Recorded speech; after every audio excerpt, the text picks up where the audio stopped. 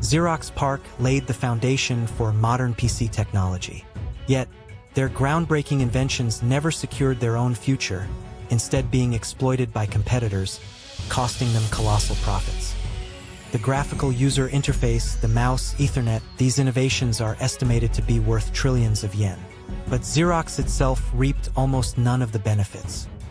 In truth, this failure stemmed from systemic causes that persist even today. Why did a group of geniuses who foresaw the future ultimately choose a path of self-destruction? In this video, you will discover why these epic-making inventions were never fully leveraged, who missed what crucial details, and what lessons we can learn today. Now, let's delve into the full scope of this collapse. In the main feature, we will also explore in detail how Apple and Microsoft capitalized on Xerox PARC's inventions. In 1970, in Palo Alto, California, Xerox established PARC, an advanced research center, with the ambitious goal of creating the Office of the Future. PARC attracted brilliant researchers from around the world, fostering an environment where conventional thinking was discarded in favor of free-ranging ideas. Abundant funding was also provided. Their aim was to transcend the limitations of paper and ink, forging a new relationship between humans and computers. It was quite literally the future itself. At the time, Xerox dominated the copier business globally. With annual revenues reaching billions of dollars, they had secured an unshakable position. However, the copier market began showing signs of stagnation, prompting management to search for the next pillar of growth. All their hopes converged on PARC. As if in direct response to these expectations, PARC's researchers proceeded to invent a continuous stream of revolutionary technologies. These were truly gifts from the future, heralding the dawn of the personal computer era. In an age when no one yet fully grasped the potential of the PC, they had already envisioned its complete form.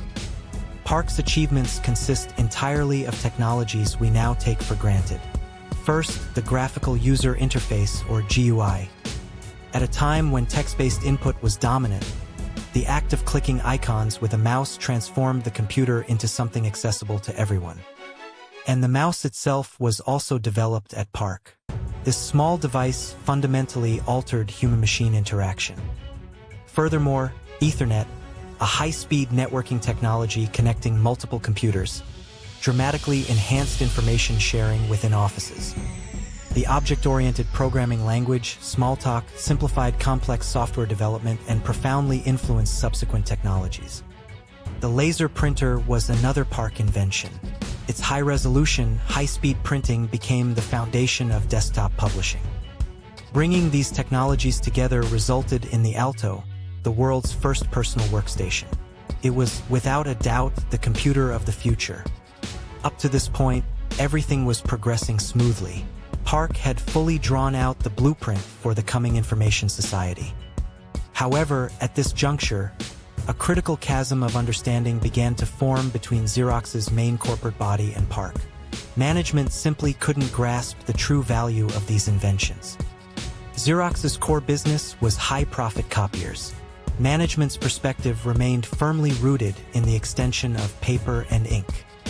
PARC did productize the Alto, but its price tag exceeded $10,000, and its marketing relied on existing copier sales channels, preventing widespread adoption among the general public.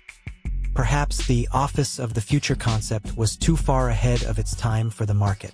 However, this misjudgment would prove fatal. Xerox was falling into the trap of the innovator's dilemma, the market-disrupting potential inherent in their own inventions. Past successes hindered the discovery of new value. They simply couldn't bring themselves to abandon the immense immediate profits they were accustomed to. Then, the pivotal moment arrived. In 1979, a young Steve Jobs paid a visit to PARC. But unbeknownst to anyone, a perilous pitfall lay waiting. The moment Jobs saw the GUI and mouse at PARC, he declared, "This is the future." He resolved to incorporate this technology into the Macintosh. Xerox management agreed to show PARC's technology to Apple. The recompense was a meager 1 million shares of Apple stock.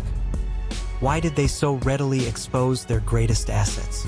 Management harbored a strong bias, failing to recognize PARC's inventions as part of their core business. The organization clung to its past successes, falling prey to the Concorde effect, unable to think beyond the confines of its existing business. PARC's researchers believed their inventions would change the world, but their passion failed to reach management. There was a profound disconnect in information. Leaders in the copier division feared that the PC business would threaten their established profit structure, making them hesitant to invest in new technologies. Both budget and personnel were consistently prioritized for the existing copier business, preventing the development of the capacity to commercialize PARC's technologies. They created the future, but they neither knew how to sell the future nor cared to learn. In 1984, Apple unveiled the Macintosh, featuring PARC's invented GUI and mouse, revolutionizing the personal computer market. Subsequently, Microsoft launched Windows, making the GUI a global standard. The giants of the IT industry were built upon the technology developed at Xerox PARC. Meanwhile, Xerox failed to adapt to intensifying competition in the copier market and the advent of the PC era, gradually losing its market presence. The company once poised to lead global IT voluntarily handed over its future to others, plummeting into obscurity as a mere office equipment manufacturer. As a later CEO famously stated, "We sold the future." This became a textbook example of opportunity cost, rare in corporate history. Xerox, unknowingly, had unearthed a gold mine, only to relinquish it to others for a negligible price. The story of Xerox PARC serves as a textbook example of the innovator's dilemma, where past success becomes an obstacle to innovation.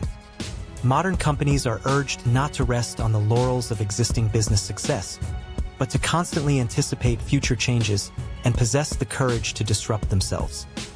In this video, we've explained why Xerox PARC failed to capitalize on its epic-making inventions, the underlying organizational problems, and the lessons for today.